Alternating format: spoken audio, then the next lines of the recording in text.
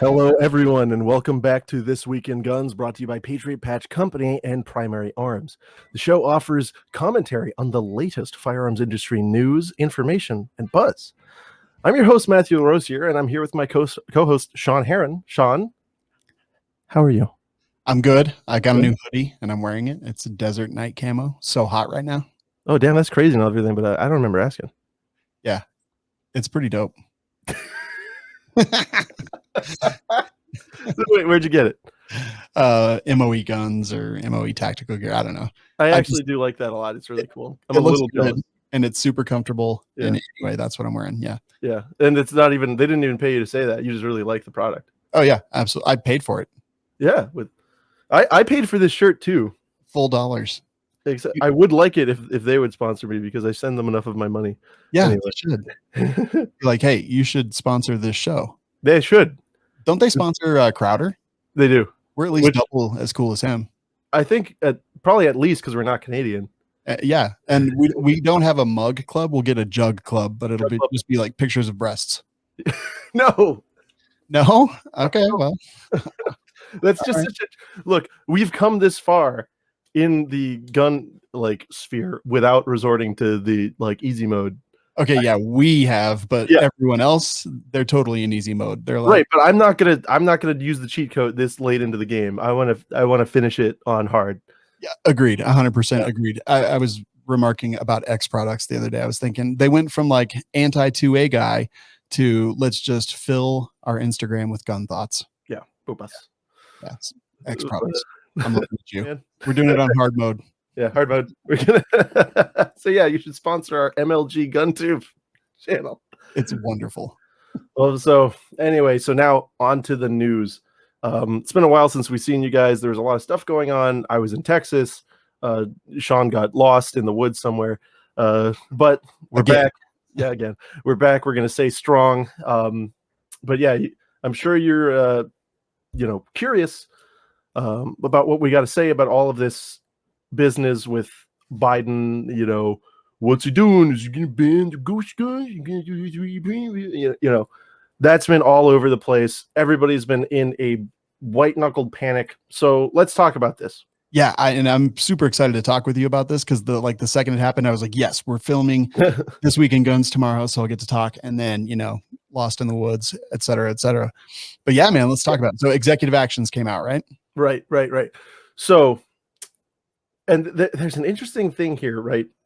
There's the class of executive actions and executive orders. Everybody always uses the term interchangeably. They're actually not. But what he's done here is basically put out a list of his sincere hopes, right? And wishes for what he would like to be done. And we've got a list of them here. So number one, he wants the DOJ to issue. So the president is asking one of his administrative cabinets to make a rule, which would then have to go through notice and comment proceedings, etc. And here's the wording: help stop the proliferation of ghost guns. And that's what he actually says. People are he doesn't actually directly go after 3D printed guns. Right? He's talking about ghost guns. Well, he does specifically say 3D printed guns, doesn't he? Well, in this article says it, but when I looked at the text of the order, so let's look at that. You're right. Ghost guns, and I thought that he mentioned ghost guns and untraceable firearms. Okay, yeah, you're right. He doesn't mention it. Okay, where do you have the original text? I do. I'll throw it up here. Boom. Yeah. Yep. So people are saying 3D printed, and I guess that might just mean that 3D printed guns are getting more popular or whatever. Yeah, to help stop the proliferation of ghost guns. Yeah, due to a lack of serial numbers, so they do mention that, which is clearly 3D printed as well, but not by name. Well, but what's the real focus been though, in terms of the ATF? 80%. Polymer 80s, and the ARs. That's Yeah. what they're talking about. The 3D printed guns are not showing up really at all. But these wildly popular polymer 80s and AR 80s do show up at crime scenes And like we've talked about before, that doesn't mean they're dangerous. It just means they're popular and affordable. Yeah. So yeah, that's one thing I want to say. They didn't actually specifically say 3D printed guns. 3D printed guns are going to be the hardest thing for them to go after, right? Because the thing that hamstrings them in this respect is the words in the law are frame or receiver. As far as the administrative branch, or the executive branch going nuts on homemade guns, they have to stay within that frame or receiver language if they're not going to go through the legislature to change the law. So to me, the worst thing that could happen would be if they targeted pistol slides as a receiver. And there's some colorable argument to be made there. I don't think like that would be the worst thing they could do, but I don't think that's what they would do, because the ATF gets really, like, they've learned their lesson from like grandfathered things before, and it just kind of like wrecks everything. It makes it wrecks everything. So I don't think they'd want to deal with the like 400 million, yes, pre-classification slides, right, that are out there. I don't know. What do you think about that? Do you think that they could, from a practical perspective, now suddenly say that slides are? I mean, I never. Yeah, I don't know. That's actually a really good one. I got a little choked up there for a second. Not choked up, just stopped up because my brain was going in so many different directions. I don't think they could, but then again, like, I don't know. The government has done a lot of things that I was like, no, that'll never happen. And that was short-sighted and stupid. Yeah. So that's the worst, because that would nuke a lot of stuff, and it wouldn't prevent you from home gun making, but it would change the way it looked a lot. But so yeah, that's the big fear. What I think most realistically is going to happen here is that they're going to try to define frame or receiver in some specific way to target the Polymer 80 and the AR 80. That's what I really expect to happen. Yeah, and then I don't know how they do that though. Like, I legitimately, like, is it just something that's shaped like a gun that looks like a gun? So now, like, I don't know how they do that either, because like, well, the way they'd want to do it is with like 4 weasel words that would be like substantially completed, that is readily which would be a huge problem for industry, and they do actually kind of listen to the industry on stuff like this. So, because a lot of times most gun manufacturers don't do the forgings in house, right? They get them from a contractor. Yeah. And so now all of a sudden everyone having to have an FFL and like serialize the off the forge stuff, that would be pretty stupid. Yeah, it would be rough. Yeah, very rough. You've ever seen that stuff when it comes up. But yeah, so that's of course the big one. And I might seem like I'm kind of relaxed about this. I do think it would be super horrible to go after these 80s, and I do think it's extra legal.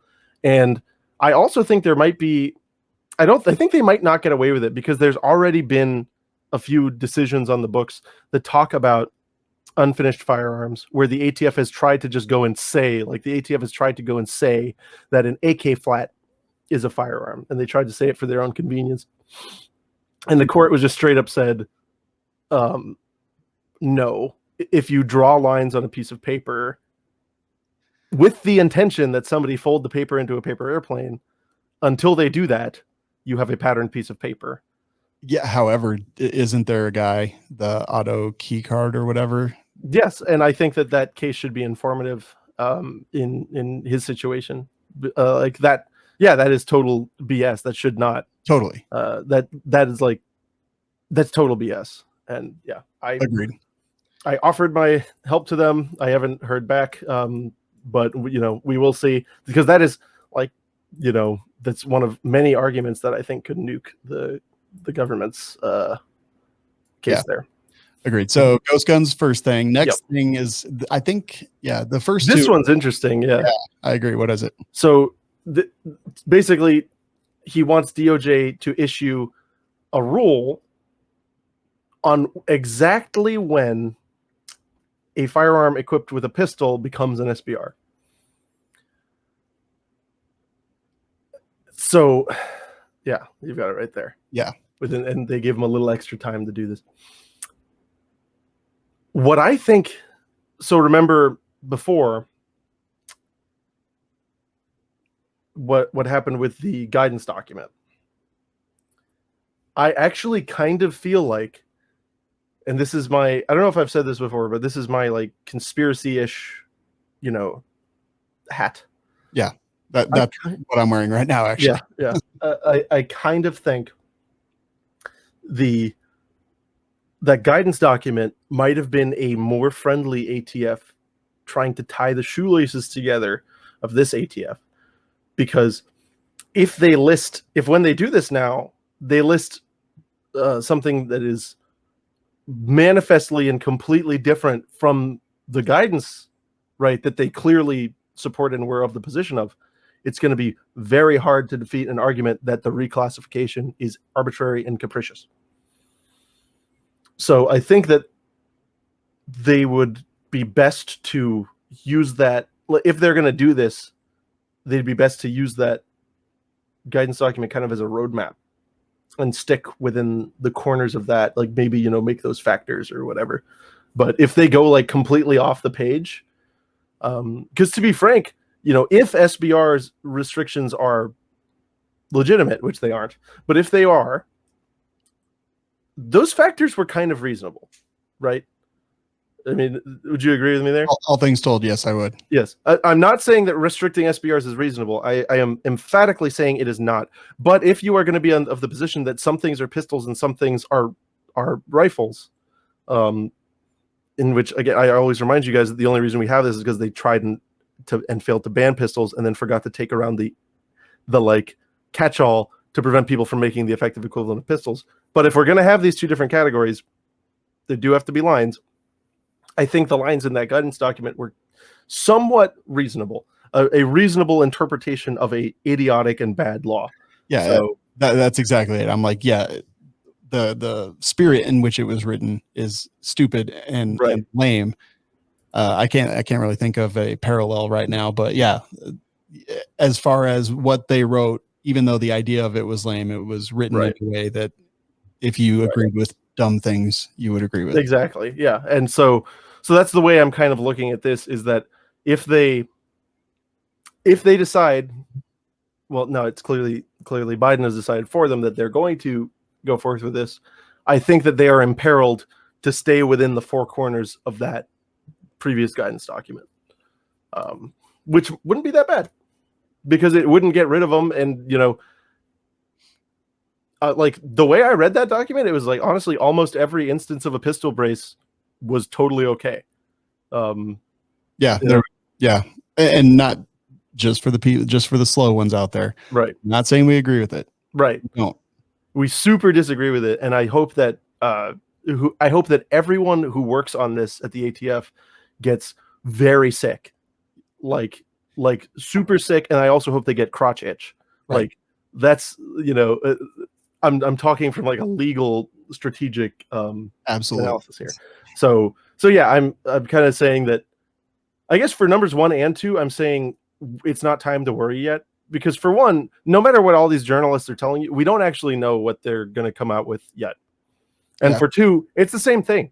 We don't know what they're going to come out with yet. But then when they do come out with it, that's when it's our time to comment, right? Point out the, whatever inappropriate things are in there, and lay the groundwork for lawsuits if they don't, follow up and address the comments. So that's the time to act. Right now, we have no idea what they're going to say or do on those things, and so it is just not worth it to panic right now. That was kind of how I felt. I was like, all things told, A, they're executive actions. Right. B, they're asking for proposed rules from the Justice Department. Mm-hmm. Like, honestly, like this is best case scenario right now, because there's no teeth to this at all. This is just him, in my opinion. And there will be Eventually, Yeah, right? yeah. Because But right now it's rules and comments and everything like that. And, you know, right now he's basically saying, I don't like ghost guns and pistol brace. Yeah. Like, that's what he's saying. Exactly. He could have whereas executive orders that end up screwing us. Or he could have given a direct, which he might have behind the scenes, we don't know. Yeah. But he didn't give a direct order to ban bump stocks, get rid of it, right? So true. Yeah, this is I don't want to seem like I'm in any way saying that this is okay or anything. It's super not okay, but it's not panic time. Yeah. Panic time would be if they go and say, oh, the frame of receiver is the barrel and bolt, right? That's panic time. Exactly. You know, this is like closing your eyes and someone says they're going to put chocolate in your mouth, but instead of chocolate, they put like a Vienna sausage in there. It's like, that's not what I expected. Yeah. And it's kind of gross. Yeah. But whereas like an order or him like saying Right. we are going to ban these things would have been like expecting chocolate and getting poop. So like it's still a bad taste and it still was unpleasant, right? But it's not as bad as it could have been. Right. And it's not as bad as a lot of people are making it out to be. Or at least we just don't know. It's not there. So we can't do anything. We just have to be ready. Like what this is, it's a notice to you to be like, be ready to write comments on these things, be reading up about what you think like is permissible for the government to touch, and be ready to have a good and articulate argument to write when they come out with the comment or with the proposed rule, and comment on it. Do it. Yeah. I'm probably going to, last time I live streamed me writing a comment. I'm probably going to do the same thing again, because I don't want y'all to go out and just copy paste the thing that you saw on, whatever website, because guess what? That kind of means they see that. Without question, like 100%. I mean, how many times are you listening to the radio and a commercial comes on and you like kind of just zone out and you become blind to the same thing over and over? And if they read the first sentence and it's the exact same as 10,000 other first sentences, then your message loses all meaning. Right. And it's a human being that's going to read this and is actually going to communicate with people in the agency. And so when you make compelling arguments, you can make a big difference. I really think you can. Yeah. And we've seen them pull back in the past, just as a result of really good comments. Recently, of course, we haven't seen that. But but if you're going to try the whole way, like try 100%. So then red flag. They want to publish model red flag legislation for states. I'm like, okay, cool. That's like not your job. Yeah. A, not your job. B, mind your business. Yeah. C, like, who cares? Yeah. Some states are going to adopt it and it's going to be dumb. And it's not going to do anything. No. You know how many model red flags there are? No. Me either. There's a ton of them. Everybody does one. We have one in Colorado. It's dumb. Right. Literally, right after it went into place, some lady used it. She misused it. She filed a red flag against a police officer who had shot and killed her criminal son. And she's like, no, I'm within and they ended up like busting her door down while she was on Facebook Live and like taking her into custody. And like, it was like a whole big thing. But immediately after it went into effect, someone misused it because it's stupid. And then she got raided. Oh yeah, she got raided, but like they'd been like, okay, chill out. The judge ruled on it. He's like, no, this is not even remotely what this is for. You're not using it correctly. And she just kept going after it and after it and after it. And then finally, eventually she got taken in, which, I mean, I don't agree with them busting down doors, and especially the whole thing shouldn't be there. But if you are going to have a red flag, there should be criminal consequences for misusing it, which is exactly what it was. Except if you use it against the government, in which case I think if you misuse it against the government, you should probably get like a chocolate cake or something. It was one of those things where I was like, on the one hand, lady, you're dumb. On the other hand, you go, girl. Yeah. It's like, show them. Yeah, just whatever. It's an interesting situation. What was that? They're going to publish a model. Okay, cool. Yeah. And that's all it's going to be. It's going to be, it would be really cool if you adopted this one. And I'm sure it's going to be the same one that they, that all of the, anti-groups have already published. They're probably just going to put it on DOJ letterhead and let that be that. Yep. 100% agree. And how much do you want to bet? I would, it's probably against the rules, but I wish I could make a betting pool on whether or not they would actually put in a right to a lawyer at the ex parte, or at the pre confiscation hearing. Oh, that would be interesting. Yeah, because that is like one of the main huge problems. There's like a lot of huge problems, but that's one of the most horrible ones. And even after it's been written about 100 times and stuff, new states just keep going, yeah, you don't need a lawyer before the government makes a seizure of your, life or property. What is a Four Amendment? What is that? Right, exactly. I don't know, man. It's weird. The next one, I was like, okay, yeah, getting dumb. I don't even know what to say about it. The White House oversee community violence intervention. Say, including a $5 billion American jobs plan. Yeah. Well, so to be fair, one of the main drivers of violence is, a feeling of being excluded from the economy, being, having no opportunity, right? Because people who feel successful and comfortable in their lives tend to not like commit acts of violence because they don't want to lose their livelihood that they love so much. Mm-hmm. But I don't think putting money into a cannon and letting the government eat the vast majority of it and then just spraying it, right? Yeah, is going to do much. I totally agree. Like that's $5 million that's going to be absolutely misused. I'm sorry, $5 billion that'll be misused. And you got to pay all them salaries. Yeah. I don't think, I mean, look, you can't give out a bunch of stimulus checks and basically print money like I don't know, like the like no. whatever you want. Yeah. No, no. You can't milk them off the teat and then suddenly be like, no, y'all need jobs. Like pick one and focus on it. Well, no, what you do is you ask, why don't these people have jobs? And then you ultimately find the answer. It's, because we made everything a felony. And the people who get hit with that the hardest are the people who can't afford white shoe lawyers. So, and then guess what happens when you get hit with one of our BS felonies? Right. No one will hire you. And then what are you going to do now? More felonies. Yep. That's, y'all created this problem. Now you're just gonna you don't go, hey, I know we got you out of the job market and everything, but would you like $100? Yeah. What do you mean the $5 billion? What do you mean we didn't get no $4 billion? What were we gonna do with $3 billion? Totally 100%. And then they're gonna make a webinar.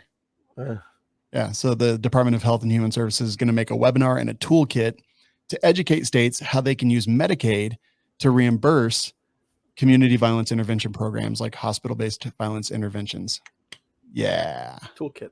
Yeah, it's a toolkit. Why don't they actually hand out toolkits? That would be better. No, it's going to be a PowerPoint presentation is what it's really going to be. They should do this. Yeah. I mean, that would be great. Give them a file and a hammer. Yeah, you can. That's enough to make a machine gun. You can make a lot of things. You can make an AK-47 out of that, I think. You could probably hold on. Let me. Yeah. Hold on. Before I get rated on cam here. Yeah, you better be careful. So yeah, they're going to make a webinar and a toolkit to teach people how to misuse Medicaid. Yeah. We did it. We did it, Reddit. We stopped gun violence. We're going to bankrupt Medicaid. Yeah. Okay. Awesome. Oh Congratulations, guys.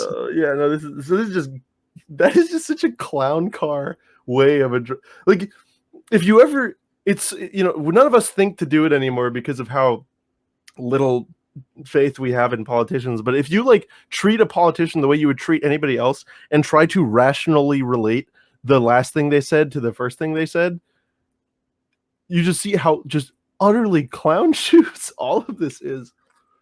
Yep. Yeah. It's basically so gun violence, and so what we're going to do is we're going to ban dog racing, and then we're going to raise the vaping age to 41, and also you could have an extra stimmy. Yeah. And then we did it. Okay, but so then number 5, Justice Department has to issue an annual report on firearms trafficking. Okay. Is that within their purview? They can.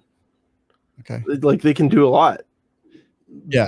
I mean, justice for, includes ATF, so it would be ATF.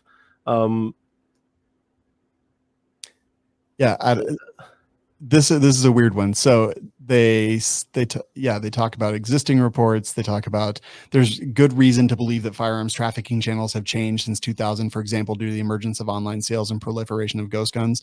Do criminals crime? Yes, criminals crime. That's the report. Thank you. Give me $5 billion. Yeah, give me $5 billion. And then last up. Yeah, this is a bad one. This is the one that I'm like, oh snap. This is a bad one. Yeah. The chipper. Yeah. He wants to nominate an actual Waco murderer to director of the ATF, because that's what we need. Yeah. And so that was our next story that we can just go straight into. Yep. Let's talk about this guy. He seems like a mortal enemy to most of us. Yeah, and also he's just ugly.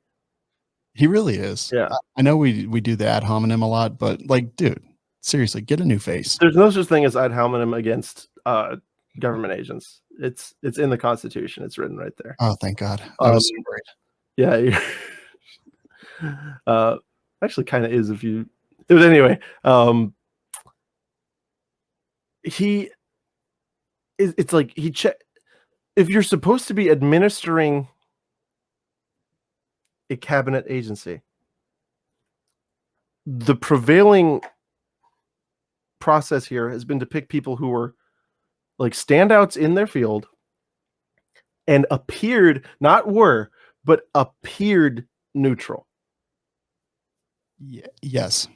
He picked a stupid, dumb person who is on like all of the dinners at the anti-gun, shops, and was literally there at Waco. Yeah. Actually there. And if you think that we're being mean to him, go read his AMA on Reddit. Like, I was like, this guy, like, why do they do that? Why do they keep doing that? I don't know. I don't understand it. This is like putting up for confirmation the head of the KKK to lead the NAACP. Yeah. I mean, yeah. Right? It's like slightly less clown car than that, but only by like 1 degree. Not he's been with Gifford since 2016. Before that, he was against he was working for Mayors Against Illegal Guns. Yep. And then before that, he was with the ATF from 88 to 12. He ran all of the best, things at ATF, like the asset forfeiture program. I was just thinking, I hate him already. Yeah, the most egregious example of a Fourth Amendment. What Fourth Amendment? Yeah. The Detroit Field Division, as we all know how good they are. And serving as the case agent in the Branch Davidian trial while he was working in the Waco, Texas field office. Yeah. I don't need a pro-gun person to be the head of the ATF because I think that's just too much to hope for. But I think someone impartial that actually was just like, I think the law is the law and that's what we're going to focus on. Yeah. And I've actually met one guy, I won't say who he is, but who was a ATF agent, really big up there. And that's how he was. He is a person that should be this guy. Like we talk about, actually, I talked to him about the open bolt thing and he's like, no, people are stupid. There's no such thing as an open bolt ban. But then in the next sentence, he was furious that some of these M57 Tokarevs were coming in as CNRs. Yeah. He's like, they weren't all made before the time. It's got to be older. And I'm like, dude, who cares? And he's like, it's the law. It's like, yeah, that's stupid, but that that's the right person, who will reasonably read the law. And then, the right person would be somebody who won't enforce any unconstitutional law. But if we're going to live in this stupid world where an agency appointment is a legitimate thing, it should be somebody like that. Not the Chipman, not the guy who causes every town to like shriek with glee upon the announcement. Yeah. Look, I don't think that we should be like, yes, that's exactly what I wanted. And I don't think they should be like, yes, that's exactly what I wanted. I think somewhere in between where we're both kind of just slightly annoyed by it, I think where we should actually live. I mean, they have to get him confirmed. Yeah. Like, which ain't going to happen. It seems like it would probably be unlikely, but I also think that we do need a confirmed director because there needs to be someone accountable that has to lose. Like, we haven't said one for so long. 2013 let's see. Yeah. 2013. Yeah. So like having someone who has something to lose is a good idea. Like acting director that like, that any day they're going to walk into your office and tell you that your services are no longer required. Right. Yeah. Speaking of which, when I saw this, I was like, oh, poor Regina. What happened to her? Yeah. Well, not qualified for the job she has. That's what happened. She thought she was going to get it. Yeah. You saw her whole thing about we're going to revamp the ATF and we're going to paint it bright blue and it's going to be wonderful. Yeah. And that's, I think, do you think it was Regina's influence that is behind this next thing? Man, I don't even know what to think about this next thing. What is it for those? They got a gear shop now. Okay, I'm so confused by this whole thing. So yeah, here, pull it up. We got this isn't ATF. This isn't Central ATF. This is ATF New York. It announces that the ATF store is open. Official site for ATF merchandise and apparel. Portion of all sales support the blind and visually impaired. Fascinating. And then look at the image there. Yeah, it's come on. A dog. Like this. How is that not a joke? A stuffed dog. Yeah. Like, how does that you're even joking? And then there's this website, which is asbaces.com. Like, this has to be a joke. Like, is this not a joke? I don't. Bureau of it's New York. Click here to learn more. It goes. I'm clicking on this stuff. Yeah, this is the New York Field Division. I mean, what is ASB Aces? That just seems so weird to me. Let's see who does who is. Yeah. We're going to look it up right now live. We're investigating. We're going to figure this out. We're going to get to the bottom of this Reddit. It's going to be anonymous registration guaranteed. But wouldn't it be cool if it was just like it went to Gifford's group or something? Yeah, it's just a anonymous registration or proxy registration. So then from there we would go to look up their business records and see. Right. But I don't know, man. Do you think this is real? So I wouldn't if I didn't see ATF's Twitter all the time where they like have this like cognitive dissonance thing going on where they keep posting stuff and just get dunked on and ratioed every single time and then they just keep doing it. Like, I believe that they might think that people like them. That's true, because they do constantly post every year about the agents that were lost in Waco. Yeah, we don't care. And get just freaking rolled. I will say that on air. I don't care. I don't care that they died. I don't want to hear about it.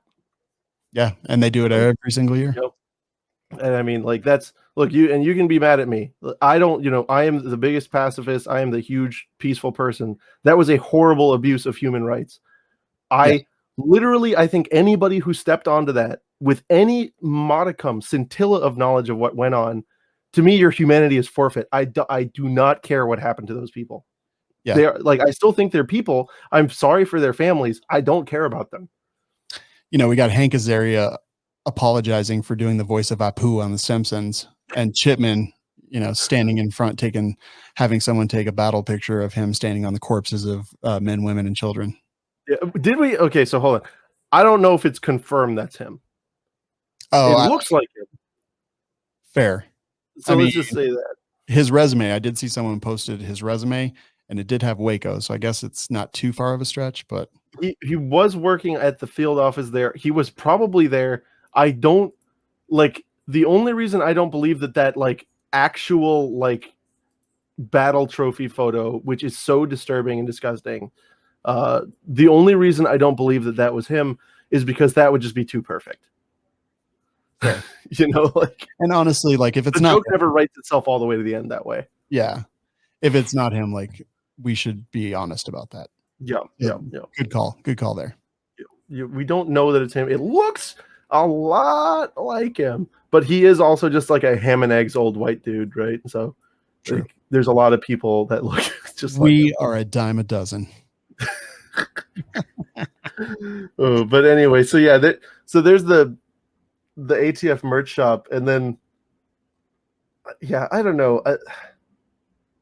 I'm gonna look this up. I'm gonna try to dig deeper and figure out what the heck's going on here. Because I'd feel really stupid if this was like a joke, but yeah, I mean, I don't know. It's funny. I mean, look, the ATF New York, they did tweet it, right? So, like, I mean, but it says official, and you're not allowed to say that if it ain't real.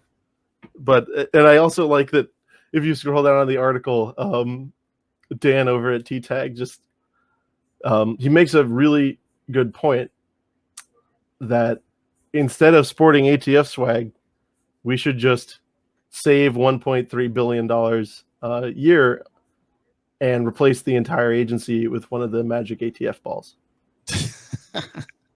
And I really wonder if we would notice a difference. They have a blue check mark on Twitter, by the way, so I think it is official. That's the first thing I saw. But I don't know. I feel like there has to be a way to. I don't know. Yeah, yeah. Who knows? But and the rest of their stuff does like appear to be. The only thing that's like inherently suspect is all the pet stuff. It's just like, yeah. Are you guys really? I got a baseball. Blind? I kind of want an ATF baseball. Do you? I just want it like on my desk, you know. And then you could just like throw it through glass whenever you feel like. No, I don't know. You never just like to have stuff. Just yeah. I mean, I like to have a lot of stuff actually. You know, it's kind of like, oh, this was their symbol, you know, like this. Yeah, that's fair. Yeah. Why is it on a baseball? I got it from their shop. Stock up. Look at, oh my god, this website, it's so great because it's clearly just like a template. Oh yeah. Stock up with ATF merchandise. And it's just a bunch of like trash. And they have like 4 different dogs. They've got a shepherd, a yellow lab, a black lab, and a chocolate lab. It would be less interest. It would be like if those were like quintessential police dogs, I'd be like, oh, okay, like it's not a joke. But only one of them is like really a police dog, you know, the shepherd. Yeah. And they come with a little bandana, and you can get ATF pet collars. Oh my goodness. So I wonder if you buy the pet collar from the official ATF store, like, and you put it on your pet, it means they won't immediately blast it. Yeah, they're $6.99, which makes me feel like it's not a bribe. So There's no point in buying it. If the pet collars were like $300, I'd be like, I get it, and I'd buy one. Fair. I'd be like, I know exactly what you're doing. Absolutely. So the ASB, ACES or whatever, stands for American Solutions for Business, which is the company that does the stuff, which sells a bunch of PPE stuff. I don't know. Okay, so this is just some like stupid contractor. Yeah, and exactly what it is. So yeah, what happened here was ASB ACES was like, you guys should like sell merch, and we'll only take 90%, and then you can give 10% to eating to you and give some to the blind, I guess, or whatever it is you want. So true. That's exactly what happened. And we'll take care of the whole website and everything. We'll get all the stuff made. It's going to be good. You don't have to do nothing. And we only take 90%. You're going to get 10% all the proceeds. We will get the finest Chi-Com stuffed animals that you can find. Guaranteed. And the t-shirts will be of quality. High quality. A quality. Weird. It's weird. A certain quality. I hate to like move on, but this next gun, I can't stop looking at it. Dude, isn't it good? Yeah. What the hell? Okay, so I love kit bashing. And I just had to talk about this. Somebody made this belt-fed, toggle-locked, gas-operated nightmare. It is just a bunch of stuff, and it looks like a DP-28 ate a DPM and then also was chewing on my Brita. That's what it looks like. It's ultimately the constant malfunctions took their toll, and the rifle has mostly beat itself to death. I love that toggle action. It's pretty interesting. Like, I love that people are out there making stuff like this. Oh, there's a video. Yeah. I didn't know there was a video. Should we play it? Yeah. Let's see. Dude, it looks so jank. Yeah. There's no audio, I don't think. No, it's slow-mo. But still. Yeah, look at that. That's so violent. Wow. It is. It's super violent. The video will be in the show notes. Yeah. At the Firearm blog article. Yeah, the toggle is just like angrily unlocking. Yeah, it so is. No, that's great. I love it though. But yeah, that's it. Check that out. Support this guy for just he is a Redditor, so not a person, but he is owed give him some Reddit silver for making one of the most cursed guns we've ever seen. True. Yeah, he deserves tribute. Right. Okay. So now we're going to do it again. Here we go. We're going to make the audience mad.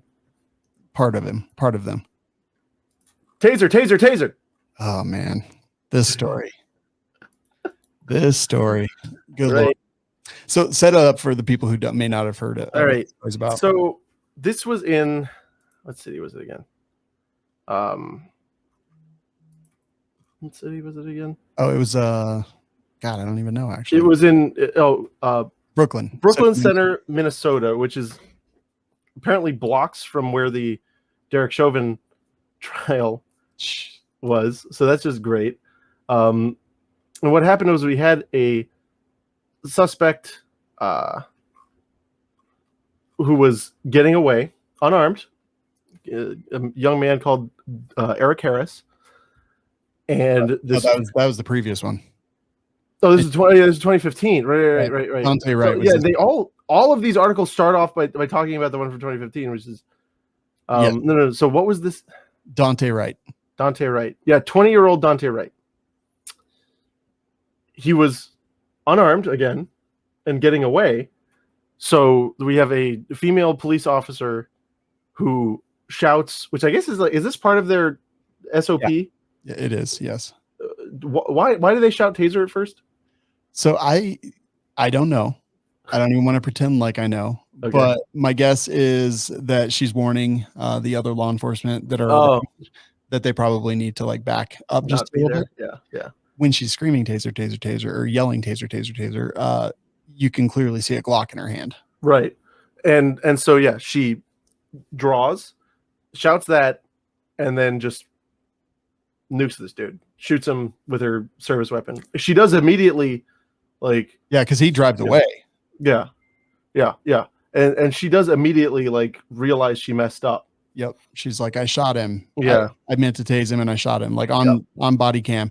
And the other guys are like, what, you did? And this they didn't hear it? Exclusion. No, it happens in these kind of stressful situations without question. Like they didn't even hear the gunshot. They were so focused. Yeah. And God, man, this is awful. Yeah. Yep. And so there's a lot of stuff at play here. For one, people will always say, how can you mistake the two? I think if you are aiming the gun, you cannot mistake them. But I think if you're panicked and doing something, and you are somebody who, frankly, okay, so here's the qualifier. If you are somebody who should not be carrying a gun, I can understand it. Yeah. So here's the thing. I have seen a bunch of people talking about like, oh, that's lack of training. But most of the time when I see that, I'm like, I really wonder, like, have they done any kind of training that puts you in crazy situations and gets your blood pumping and gets your brain not working?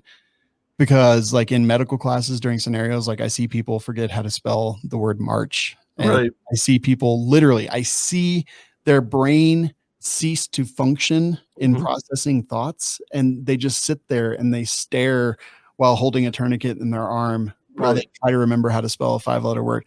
And like, honestly, in the heat of that moment, like, I have been in a lot of this training, force on force training. I have never been in a real shooting. I've never been shot at. I've done a bunch of training to try to prepare myself for that. And I can totally, without question, understand how you would like have one thing, like it could have been a Yeah. ham sandwich and not a Glock, right? Yeah. Get Like the thing. I got the thing. she's got the thing. Yeah. Like, this guy's trying to get away. She was underneath another dude. Like, I'm not defending her. Like, she screwed No. up. Holy crap, and she is going to Yeah. pay for Well, it. so we'll talk about why, right? But so I just, I always like to cut to the creamy nougat, Yeah. and this, everyone's saying, like a lot of these news lizards are saying, like, you could never, because you don't pay your taser is your yellow thing and the guac is your black. But I actually, like, exactly what you're saying. I can totally understand the confusion. However, Yes. the standard that must be at play here should be higher than that, right? So if you're going to be in a situation where you're going to be using these implements on unarmed people who are going away, you have to be, your standard should be to know what implement you're using before you use it, because that is the standard that is imposed on any of us, right? Yeah, without question. Yeah. There would be 0% chance that any of us would get away with this. 0%. Right?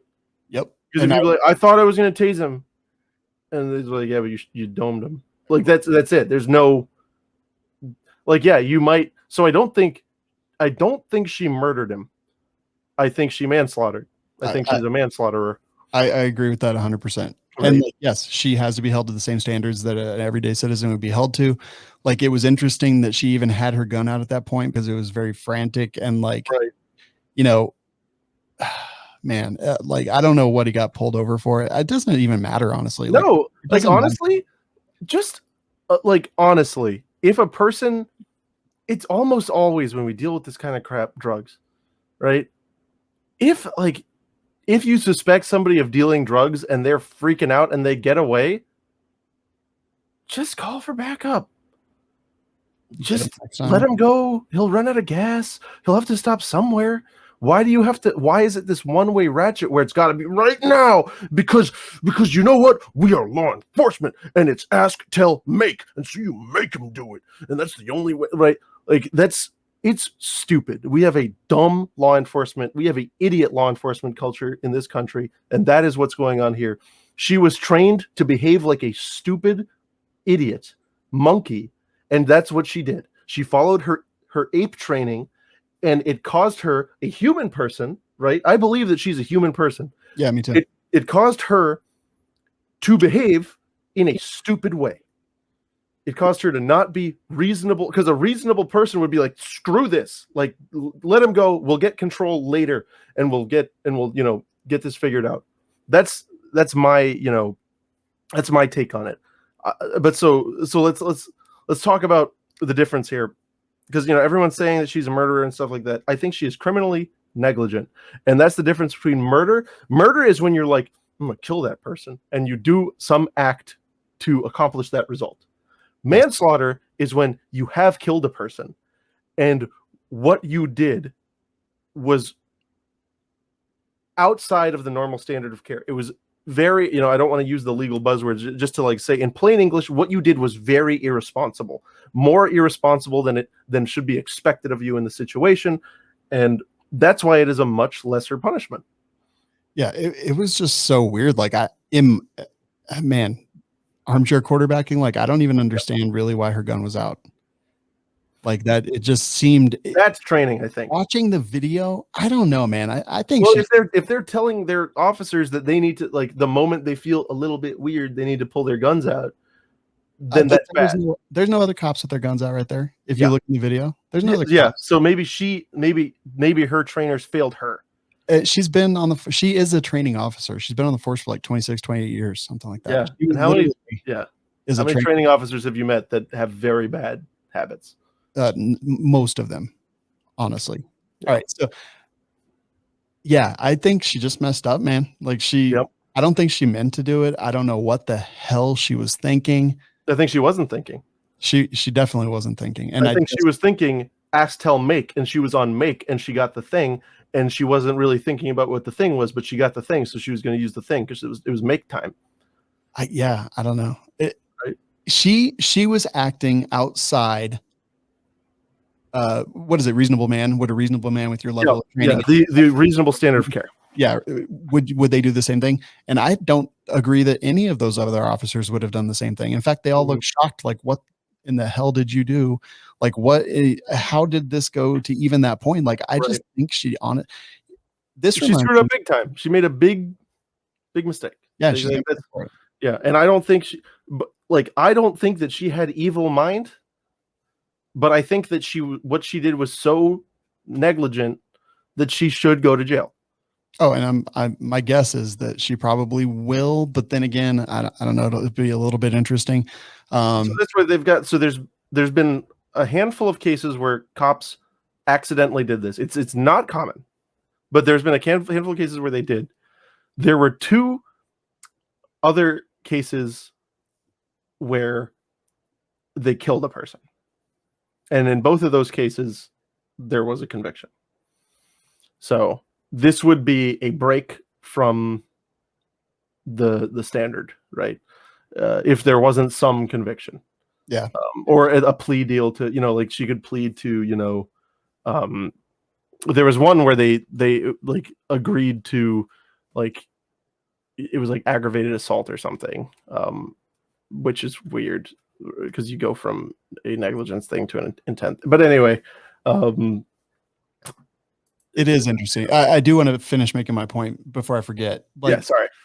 You say law enforcement in the nation is totally messed up. I agree with you in a very broad. I agree with what you're saying there.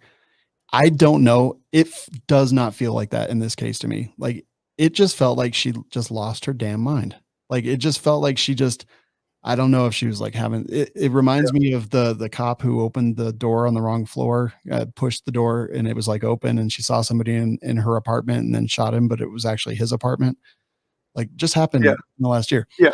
Just the biggest brain fart in the world. Yeah. And I don't know that it was institutional. I don't know that it was like the ask whatever make, like, it just felt so out of place, out of place with the behavior of the other officers, so out of place with what a reasonable person in her situation might do. It just felt like the biggest brain fart has ever happened. Yeah. And you can have brain farts and it's okay. But if you're going to have a brain fart while you're acting as the, agent of the state, it's not okay. Yeah. You gotta be on your A game. And so, like, I agree with you. I don't think the problems we have with law enforcement culture caused her to shoot him. I think that her turbo brain fart caused her to shoot him. Yeah. I do think, like, 2 steps back, that if we didn't have this one-way ratchet law enforcement culture, she wouldn't have been in that situation in the first place. Because there'd just be a lot less force in general, but that's just, that's prescriptive. This is one situation where I'm like, and like you said, the other officers were behaving very rational. It was actually like almost like okay, wow, they're doing what they're supposed to do, and then someone just comes. It's like there's that artist. I forgot what his name is, but he like these drawings where everyone's like behaving rationally, and then this person just comes in and does something insane. It's just like she's like, "Well, I'm here to help." Boof. Exactly, dude. And just watching it happen is just the most awful thing, because you can you just feel it coming, and then like her immediate, "Oh my God, what have I done?" Right. Yeah. Like, oh my God, dude, just awful all the way around. I feel so bad for the dude, and everyone's like, "Oh, he's a criminal. He had warrants. He was posting video on Facebook." So that means that he gets to be turned to die. It doesn't matter if he's a piece of shit. Like, it doesn't matter. Right. I'm sorry, no, it doesn't at all. Like, it doesn't matter, because some people deserve to die, and not common criminals. And then they're like, "Well, he shouldn't have been trying to get away." Like, Okay, yeah, I mean maybe, but doesn't deserve to die for that either. Sorry. Right? Yeah, he deserved it. Like when you try to get away, if what you're doing is wrong, you deserve the like extra, time they throw on you for resisting and all that stuff. Now, if they had gotten a call and they said this guy just killed 3 people and now he's just driving around and Oh, he's that's different. exactly right. Like then you're like, okay, Yeah. yeah, that makes sense because they went into a situation that they knew, and maybe that's the case. I really don't know what. Yeah, we don't. It is interesting that we don't know what was going on there. Yeah, and I mean we'll find out eventually when. But I think if it was exculpatory, like if it was like a dangerous thing, that we would know by now because they'd be trying to, take the heat off themselves. But the fact that, and honestly, okay, I might have been a little unfair earlier. I do get really gassed up when people die at the hands of law enforcement because just I've seen and it's happened to people I care about. It's me being personal. Sorry, but I will say the response by the leadership in this department, I'm pretty relieved by. I'm pretty, they jumped right on it and they were like, this shouldn't happen. This is messed up. Dude's been in the job for a few months. Yeah. Right? Because didn't they have a female chief of police that resigned after the Chauvin thing or the Floyd thing, and like been in it for a few months, and he's like, oh, there we go, this is it. So now they're going to have another sacrificial lamb. Like this is why, honestly, this is why people don't want to be cops anymore. This is why, like our local police department here, they're like hiring their biggest class ever because our population has boomed, but also because they've lost a lot of police officers over the last year. People don't want to be cops anymore, and this is why people don't want to be cops anymore. Like it's one of many reasons. It's the hardest job in the universe because. I disagreed in a tremendous way. It's like the 25th most dangerous job. Don't no cop worship. I'm not going to let you do it. I didn't say dangerous. Okay, no, it's not hard. It's really not hard. It's really repetitive, and it's not intelligent work. Here's why I think I'm not going to allow you to do any cop worship. Fair enough. I don't think I'm going there. I think you misread where I was going. Okay. It's a hard job because you are faced with the worst of everything all day long, every day. When you hang out with a friend who's extremely negative about everything, if you date a girl that is extremely negative about everything, you find yourself being extremely negative about it. Yeah. It affects your outlook on everything. Yeah. Happiness doesn't feel the same. Food doesn't taste the same because you are influenced so heavily by this thing that you are living every single day. And you have cops that are out there and they're doing overtime and they're faced with the shittiest of the people every single day. And how do you not how does that not affect you? Like, how does it not ruin your personal life? People always want to bring up like how much domestic violence there is in police families. There's a ton of it. And it's all because of this. I couldn't be a cop because I know that I would be influenced and I would be a piece of shit cop without question. I would be able to take. Yeah, absolutely. No, that's because I'm too smart to be a cop. Because that would be that's the rational thing to do if you're a cop. Because everything sucks, and one, it's a way to actually get the people that you interact with you to not hate you. True. So if I were a cop, I would, and this is actually, let this be known. If I ever apply to be or am trying to be a cop, I am going to be on the take so bad. Yeah, I'm going to be taking because one, I don't want to enforce drug laws. Two, I like money. So I would not. It is a hard job. Yes, I do have thousands of percent more respect for roofers than I would ever have for any cop ever. I know, because guess what? They die for no reason, and it's hot as hell, and also no one really understands what they do, so they get treated just like common, crappy labor. I have way more respect for them. Commercial fishermen. The big list of very extremely awful work that people do and don't get paid anywhere near enough to do. But I will say, police. I actually have and you guys might not believe this. I have a lot of cop friends that I really love and they like me, who have worked in very hard areas, and they get very depressed. Yes, because they are forced to deal with this crap. And they don't want to go into your home and and do this, but they wind up being forced to, and it does change you, and it is very terrible. That's why I don't I don't hate cops. I hate the system. I hate everything that is going on. I hate how the politicians pass these stupid laws that the community rejects to then force working class people, which is what cops are, to go and be hated by the community. Like, that's the blackest, most awful thing. I could not agree more. Yeah. And 100% agree with you. The system sucks. The system that puts them in these situations, the system that doesn't support them when they do make these dumb mistakes.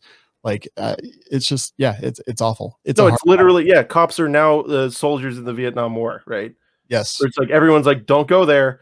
And the government's like, we're going to make them go there. And then what do people take their frustrations out on? The people who come back, and have, they're identifiable as a Vietnam veteran. So I do think that's, comparable. And I do feel for them because they didn't sign up to make policy decisions, right? They didn't know and that's not their job. No, and they're the ones just stuck having to do it. They have to make the decision. Right. But it's a completely volunteer job, so you are not allowed to worship cops. I'm sorry. Like, I don't. They chose to go and do it. They chose because they wanted a pension. I never said it was dangerous. I said it was hard. Okay. Well, it's not even. Roofing is hard. Welding is hard. I was a roofer. I know roofing. You were? Yeah. And I want a thin tar line shirt. That's what I want. I think somebody probably makes one because everybody should. We should respect roofers, because guess what? We literally would be dead if we didn't have roofers. All of us would be dead if we didn't have roofers. I mean, we have trees. We could just live under trees. In my state, we'd all be dead. Maybe in yours. But what about when it gets cold? How are you going to keep the warm in your house with that roof? Like, on this show, like, I've talked, like, I am not a cop worshiper by any means. Like, I've had some very, very bad experiences. I feel were unacceptable without question. You've told me ones that you won't tell the audience. Yeah, but I respect them, like, as people, because I do have so many good cop friends. And I'm like, well, look, if all my friends that are cops are like really good people, yes, it says something about me that I pick good people to hang out with. And, I befriend people that are good and people that I think are like me. But at the same time, it's a hard, crappy job. I can't understand why anyone would want to do it. And they have to deal with things that I couldn't possibly understand. Yeah. And I would be the worst cop ever because I'd be on the take. I would literally I would be the dude on the news because I would just be surrounded by like this hate all the time and this awfulness and see the worst things that a human being can see. And I know it would eat at me. And I know that I would be angry all the damn time. Yeah. I can imagine how you'd become, like, how you'd go from, like, just being on the take a little bit to being the guy in Training Day. Yeah. Right. So then having said all that and understanding, I think we both agree that it wears on you. So when they do exactly what we expect them to do, because it wears on them so hard, like, how do you we've conditioned them to do is what it is. It's conditioning. Yeah. You create, these people are not born, they're created. When you kick a dog over and over and over again, the dog becomes one of two things. The dog either becomes extremely anxious and scared and just cowers the second you even stand up or lift your hand or anything, or the dog becomes angry and snaps and bites and does exactly. You can't be mad at either behavior because you created the behavior. So then for us to create the behavior and create the system and then expect the cops to like rise above the system, I just think sometimes it's kind of unfair. No, and I don't expect it. Like, that's why I don't get mad at individual cops, aside from like actual like egregious, insane behavior. I'm always angry at the system. Same. And yeah, I agree. And for those of you who are still listening, that part of what I do is intentional. Because I don't think that there's a voice in our community that is openly hostile to law enforcement. So I kind of pretend to be one a little bit, just because I think on this show, we get down to discussion, right? And if we don't have that devil's advocate, if we don't have somebody making those points, you're not going to get down to the core thing that we just came to agree upon here. So, if you're a law enforcement big supporter, whatever, that's fine. I'm not like mad at you. I hope you're not mad at me because I'm trying to, you won't find other people in the gun sphere having these discussions and coming to these agreements. But I think it's important. So that's why I think we should keep doing it. In fact, that was actually one of my favorite back and forths that we've had. Yeah, it was really good. It was. I really, really, truly enjoyed that, and I hope the people listening did. Look. Some people are gonna be like, "Oh, Sean's a bootlegger." Some people are gonna be like, "Oh, Matt, like he hates cops." Yeah. Like, I don't think either one of those things is true. But like we talked about it. We agree on some things, we disagree on others, and that's how I think all society should be. Yeah. Oh, geez, can you believe we live in a society? It's so weird. I hate it. All right, so we gotta. So let's dunk on another cop that's much more easy to dunk on. Okay. Now that we got through this, so an off-duty deputy here in my home country of Florida is under investigation now. Let me just ask you, when you show up to a party, right? Like, I mean, you're a guy who's got a presence, right? Like, we're both guys who's kind of got a presence at a party. How do you like to announce yourself? Like, let's see. Bring in drinks? No. I walk in and people come over and like hug me and we like talk, and it's like, I like to bring gifts. That's great. Yeah. I bring in a drink, a bottle, some beers. That's how I like to do it. Yeah. You bring hugs and a good attitude. Absolutely. Yeah. I bring hugs and like I see everybody and like it's awesome. And like I make a point to like shake people's hands. I make a point, and this is whether it's a family gathering, whether it's a gun industry thing. Like I go in, I shake hands and I give hugs to all the people that I know, because I'm like, I appreciate them and I'm really glad to see them. Right. So you bring a good attitude, hugs and stuff like that. Yeah. How about a flashbang? Dude, honestly, as of right now, my new room entrance is walking in like that boxer dude and then like dropping a flashbang. Yeah. Ping. So, amazing. Manatee County, which is, and I'm a Florida. I've never even heard of this place, so it's got to be in the middle of nowhere. Deputy Sergeant Don Fidley tossed a flashbang grenade outside of a colleague's home to announce his arrival. This was back in December, but yeah, he's now facing termination and criminal charges. Look, man, you said we were going to dunk on this guy. I literally, you want to talk about cop love? Right now, I feel it for this man. It's hard. This dude dropped a flashbang to announce his arrival. It doesn't get bigger dick than that. And this is where I have to admit my bias. I only am mad at him because I wanted to do it. And I didn't get to, because the flashbang people will only sell them to cops because they think that, oh, well, if I sell them to Matt, he's just going to go throwing them at birthday parties and stuff. Well, yeah, but look, it's going to happen anyway, so let me have them. Yeah, well, there are like the less lethal places. They'll sell you the like half flashbangs. So, I've got a bunch of those. Yeah, it's like LED things and stuff, but they're fun. Like, pretty good. I want the real one. Yeah, and there's actually nothing that's illegal about having these. They just won't sell it to you. Yeah, that's actually the thing. Yeah, I totally agree. But yeah, this guy, like, big pimping is all I can really say. So here's my message to the community. I think it's Safariland who does most of this. I know why you thought it was a good idea to only sell to law enforcement, but now you know it's going to happen anyway. So let us have them. Yeah, we want them. We do. I'll take a case, and then another one next month for when I'm done. Exactly, because I go a lot of places. So yeah, I gotta go. And be like, hey, it's me. Did we mention that this was a Christmas party? Yeah, because I think, that's very important. I don't know, like, it's absolute misuse. Totally going to lose his job, and and should, because this is something that, like, if you're in the middle of Manatee County, which I'm assuming, and you have a flashbang and you throw it in the front in a way that nobody gets hurt, it's pretty cool. But if you do it from your cruiser, that's like not cool. Did he do it from his cruiser? I believe that it's. Oh, man. This is one of the stories I picked for last show, so that I haven't read in a while. But for some reason, I don't know who the gun writer is, but didn't he just get a job somewhere? I don't know. Yeah, I'm 100% sure of it. So I don't remember who, but I remember seeing the gun writer and then this guy's name who wrote the article, Lee Williams. Mm-hmm. like he just got a job somewhere, or he was announced for, I don't know. Yeah, like this is a severe misuse of department property. I'm sure that it's against their like ethic code or their code of ethics. I'm sure like it's bad in a lot of ways. Yeah, but it's kind of hilarious too. SAF hired him. Oh, that's what it was. Yeah. And you know how I knew that? I clicked on his name on his own website here. Oh, good. Yeah. SAF hires Lee Williams, the gun writer, to lead investigative reporting project.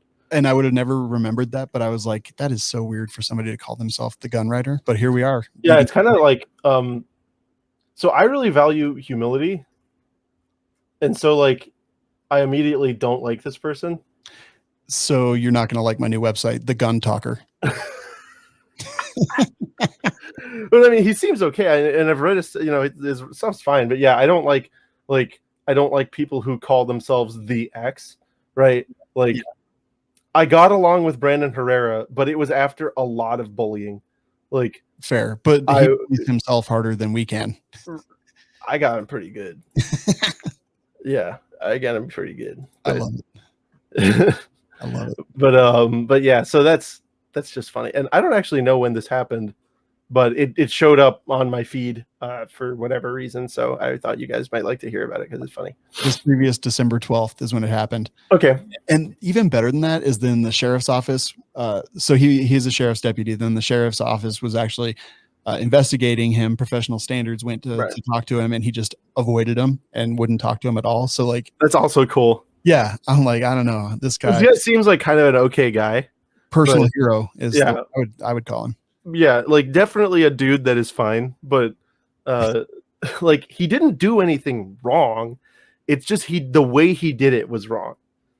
So if Safariland would have just sold it to him and he did it from his regular car and no one got hurt, well then that's fine. But the fact that he boosted this from the government when only the government's allowed to have it, then it's like, hey, you're not allowed to do that. Yeah, but you know what I really want to know? What's that? Which one of those scumbags at that party narked him out? Right. Like, or like, did he like hurt somebody or something? I don't know, but it's definitely one of them narked him. It was like, where'd you get that flashbang? We only got 10 of them this month, and I wanted to throw it. Yep. Oh man, that's next good. Story is actually pretty positive. Yep, gun ownership is up among the Black American community 60%, according to NSSF. Well, according to a paper which cites NSSF figures. I think that's amazing. Awesome. I love it. Fantastic. I love it. It's good because it crosses over what is normally partisan issues. It's good because Black Americans are disproportionately the victims of violent crime, and so they should be arming themselves. It's good for a lot of reasons. And all of y'all out there, if you see new gun owners, don't matter what their color is, like for sure, and obviously don't be racist, because these could be the people that will change the future of gun rights in this country. Yeah.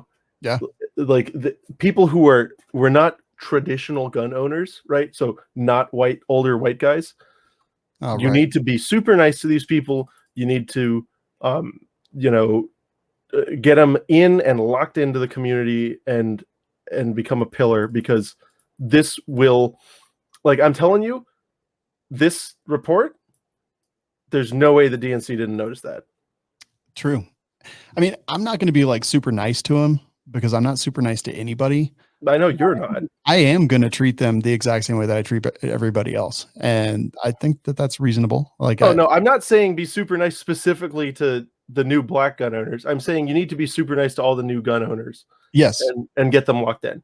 I mean, I'm going to yell at them about their booger hook on the bang switch. I'm going to, when they say yell at them, everyone hates that. Just be like, hey, I'm going to yell magazine and slap the gun. No, don't yell. You have to, the better way to do it is to make a joke that's really gruesome and horrible, but like doesn't make them feel like scared. There's like, hey, so whatever I do with the booger hook bang switch thing, I'm like, you know what I like to do with guns? I always imagine that the barrel is a laser, right? And anything it crosses, it cuts off. And you just like cut my head off. Right? And like then it's like, oh, and like they get that and they're like, that sucks. I don't like that. For the record, anyone who says booger hook on the bang switch, I want to punch him in the mouth. Oh, okay. Anyone who is pedantic and yells magazine when somebody says clip, I want to punch him in the mouth. Like any of that FUD shit, like I'm not down with. Yeah, no, I don't want it. Apparently, I have fully adopted the cussing on this show because that was like the 4th S-bomb that I have dropped. Oh, you mean shit? Yes. So yeah, like shit bomb. don't be pedantic. Like treat new gun owners like they deserve to be treated. They're human beings. They're down with freedom. I'm down with them. Yeah, no, for sure. Like the worst thing you could do is treat new gun owners like freshmen, you know? Yeah. But like, so yeah, regardless of what the traditional gun community will do with the new gun owners, it's good because the numbers are up, and especially when it's stuff like this, the last thing that these political parties would want to do is piss off minority Americans either way. And when we see that, and they have like mollycoddled and tricked the Black community and people of color into not buying guns. Now that spell is being broken, I think that's good, and we should encourage it, and we should make sure that they get cool guns. Yeah, man. One of the best parts of this article is I realized that Anubis, I'm going to read from the article, Anubis Heru owns 1770 Armory and Gun Club in Denver, the first firearm store and simulator range in Colorado to be owned by a Black American. Like, that's 70 miles north of me. I want to go. Like, that's awesome. Yeah, go over there. Bring him something cool. Yeah, not because it's Black owned, just because, like, that's actually really cool. I guess partially because it's Black owned. Like, I'm not a big Black owned, white owned. In fact, I don't know who owns any of the businesses that I go to, but, like, I think that's cool. Good for him. So yeah, I do think that what you said, the way to stop discrimination is to stop discrimination, and that means positive and negative. So like, I agree with you there. I would never go to a business because it was Black owned. Yeah. But when I see, as somebody who is like not a normal white person, when I see other people of color with guns, I'm like, I'm sorry. I'm like, cool. Like that's the first thing I think. It's cool. So it's, and that is most likely a result of the counter programming, right? That everyone is saying the guns are for the white man and this and that and the other thing. And then when like the coolest thing I see is just like a Black guy on the range with an AK, I'm always like, that's awesome. Haha, you were wrong, news lizard. 100% agree. Yeah. That's awesome. But yeah, so that's good statistics for a change. It absolutely is. But oh yeah, this next one. Oh, this might lead to a big discussion as well. So and it's actually the link is wrong. I know. But, I just saw that. I was like, wait a minute. I don't know how that got garbled, but there's been a couple states now. So we're just going to talk about this freeform partly because this is it's a divisive thing. So the militia thing. Yeah. A few states are attempting to like harness the militia clause to avoid gun control. Like we saw one state where there's some lawmaker was like, I know what I'm going to do. I'm going to make a law saying that everybody from this age to this age is the militia. Right? And that way you can't do the guns on them. That feels off to me. Like I can't intellectually tell you why that's bad, but just like my hackles raise when I hear that, and I'm not sure why. Well, so it's like when you make the law, it's kind of like you were admitting that it's kind of like you were not admitting because it's not like that is already the case. The militia is the people, right? The people who can come together and defend the state. The bad thing is when you like make a law that says that, because then it's kind of like, well, what was it before the law? Right? Yeah. Well, It's like this. If someone said, I want to create a law that says that every able-bodied American citizen that's not, mentally handicapped or mentally deficient in some way should own a firearm. I'm like, nope, against it. Right. That's Yeah. opposite of what I want. I want people that want guns to have guns. Well, you know what's interesting here is that that's actually not. So, and this is why I don't I'm not the type of constitutionalist who is obsessed with text history and tradition. And it's also why I don't talk about the Second Amendment that much, because under the Second Amendment, a law compelling gun ownership would be good. Like, not good, but would be okay. And that's actually what we had in early militia acts. But under the more, I don't know what word to say. I'm going to say the actual correct dictionary word, and so we're going to forget about modern American politics. So I'm going to say under a more liberal Second Amendment, yeah, read in the context of other human civil rights, we should read it like the way I think about the right to keep and bear arms is something more like the First Amendment, where I think you should also have the right not to own a gun, just because I hate the state and I don't want them telling anyone to do what to do, even if they tell everyone to own AK-74s. I think you should have the right to make these choices. I think it's all about respecting human choices and human autonomy. And so I think compelling gun ownership is it's almost as bad as preventing it. I totally agree. I'm like, the right of the people to keep and bear arms shall not be infringed. It doesn't say the right of the people to keep and bear arms shall be required. Yeah, or shall be enforced at the point of a bayonet. Yes, like no, right. Freedom. So, yeah, freedom no, is what I care about. It's a right. Yeah, yeah, and so I think this. I don't think this is big brain. I think this is big dumb. Yeah, I agree. I do. I would please comment your angry disagreement below, and I will read it, because I'm interested in hearing other arguments, because I know mine might be like kind of pie in the sky stuff.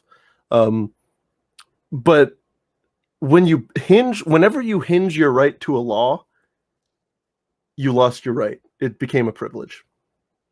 That's what I think. That's very well put. Put your anger in the comment section, and don't forget to smash the bell and hit the button. Hit subscribe. Yeah, subscribe to. Go on. I'm sure we'll get some bad reviews, honestly, because whenever we talk about police, we get a couple bad reviews, which, you know what, that's fine. Like, I don't do this for good reviews. Yeah, no, I mean, obviously I don't. I do it because I want to, and I think it's cool. And honestly, like, I am one of the most petty individuals that I've ever met. So you are petty, and they want to leave a bad review because of one episode. That's fair. I'm down. He's gonna do something weird to you, so don't do it. No, I'm totally not worth it. No, he totally will. Don't do it. Well, dude, that was a fun episode. Where'd it go? What's my favorite one? Oh no. Alex got it. No, not again. I'm gonna have to. Now, you know how much she charges to return these things? She is on the take. Just like I would be. Yep, just like I would be. So I'm always impressed when someone's not. I'm always like, well, you're dumb. I know. I'm like, holy moly, you live by a way more strict code of ethics than I do. Yeah, that's stupid. Yeah. Years ago, someone tried to get me to run for the board of the NRA. And I was like, no, because I will be tempted to be corrupt, and I will do it. And by not running, I make sure that I'm not corrupt. See how that works? Yeah. I was like, someone will be like, look, man, your podcast will put you on the radio. I own 10 radio stations. And I'd be like, yes, sir. Yes, please. Yeah. It'd be like, I can't have the money. Yeah. People will listen to the mouth noise. Yeah. So I'll take it. I don't participate in order to not be corrupt. Yep. Look, power corrupts, and absolute power corrupts. Absolutely. And that's why I really think that the way forward for our community is the shows is actually our specific show, but if not that, shows like it that are supported by viewers like you. Okay. And also, like, when you can follow the money and you can see that it's very much user driven. It's hard to become mega corrupt. It's possible, and it's already been proven possible. But it's a lot harder, and it makes it a lot less problematic when it does happen, because it's like imagine, one gun tuber, everyone goes, hey, this guy's been like super on the take. Well, okay, we have like 50 other ones, and they're all in the take too. Yeah, but like not as much. So, and that's everything is a grift, right? Everything is a grift. It is just a matter of degrees. And I don't know why. How did we get on that? I don't even remember, but I was just thinking to myself, I was like, my actual fear that I would be corrupt has kept me. That's how it kept you from running for the NRA and being a politician. Yeah. But my fear of being corrupt has kept me from ever actually putting myself in a situation where I could be corrupt. So maybe it's actually working. I don't know. ASMR edition. Yeah. This is for you older viewers out there. This is a 3.5-inch floppy disk. Oh, I was like, I don't even know what's happening right now. That's the stuff up. Yeah. But anyway, yeah, no, I had a lot of fun with this episode. We stepped in it really deep, and I hope you guys aren't mad, and if you are, I really don't care. But I totally agree. But yeah, thank you all so much for watching. Yeah, do you have Sean? I'm going to give you the last word. That's really all there is to it. Go to check out all the podcasts on the Firearms Radio Network, firearmsradio.tv. And thanks to the people who continue to listen. Thanks to the people who do listen. And thanks to the people who think for themselves and critically think every single day. We applaud you. We salute you. And we will talk to you next time.